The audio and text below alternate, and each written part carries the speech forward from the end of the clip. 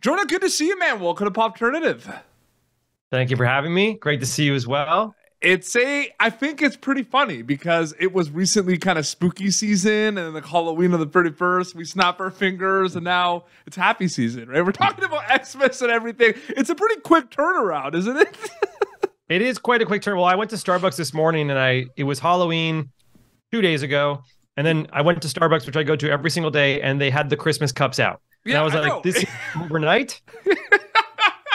This movie was a lot of fun, man. I had a great time. I love these movies that are just kind of a warm hug, perfect for the holiday season.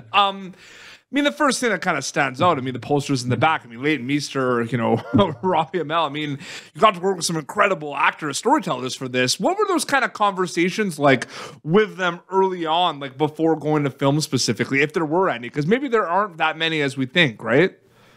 Yeah, I guess there are, the conversations happen, and they're typically, I would say, 1 to 2. Like, at least in my experience, the first conversation was to get to know you, what are your, I'll get on with Leighton and Robbie, and I'll say, what are your favorite rom-coms? What are your favorite movies? What kind of movies do you watch when you're at home? And what made you want to be an artist? What made you want to be an actor? And Robbie tells me that he used to want to be a hockey player and he sort of got into acting by chance and really stuck with it. And then Leighton, obviously prolific, in terms of her younger acting career. And I was like, this is your first rom-com in a while. What is this something you're, excited by? And I realized Leighton Meester is primed to be a rom-com queen.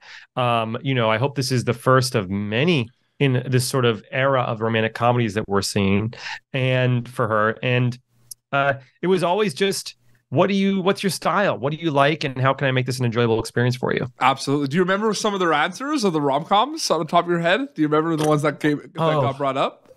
Shucks. Well, Leighton told me she liked like horror and like scary movies. So like then like, so I didn't really get a rom-com answer.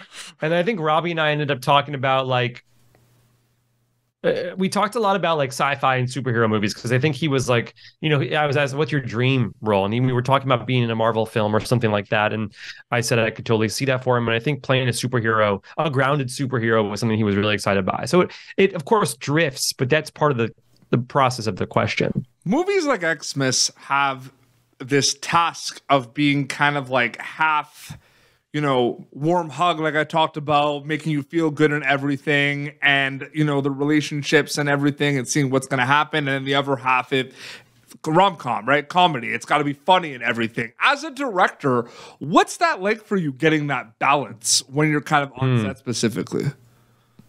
In the prep process, this sounds ridiculous, but in the prep process, it's kind of like, what scene is supposed to be funny?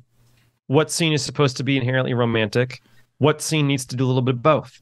And then knowing that going in helps because I can focus on that. Is this scene's physical gag coming off across properly? Whether it's the fishing scene, which is a very funny scene. It's not much of a romantic scene. Or, for example, the scene where they're out in the back seat of the car and they're saying goodbye to each other. That's a romantic scene. There's not much of a joke that needs to happen there. And simply reminding yourself on the day in the script of what the intention of the scene is how you do it. The holiday season is there.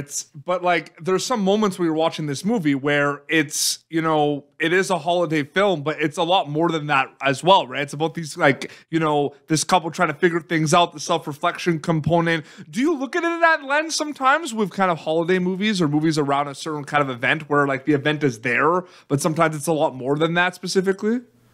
Yeah, you bring up a great point in that a lot of the best holiday movies ask much larger questions. It's a Wonderful Life. It's about living and living your biggest life, but it's a Christmas movie, right? Yeah. The same can be said with Elf, which is a movie about, believing in your inner child and believing in Santa but Santa's a metaphor for never forgetting that inner kid. And that's how the movie ends. And I think that even a movie like Home Alone, which is, thematically about a kid's relationship with a stranger, the old man, or missing his family. There's always just a larger theme underneath these set to the backdrop of Christmas or of the holiday. So I think the best ones are the ones that are able to exist on their own.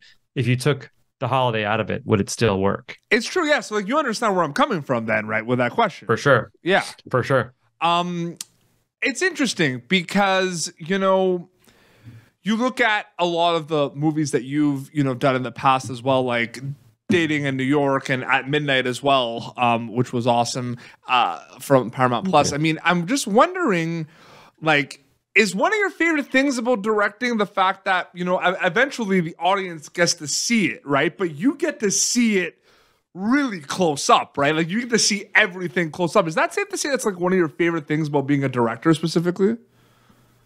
Yeah, there is something really fun about that. I think my favorite thing about being a director is when you find out a way to make a scene work, and when you create that magic and you are on set and everything just clicks and you're able to like get an emotion across.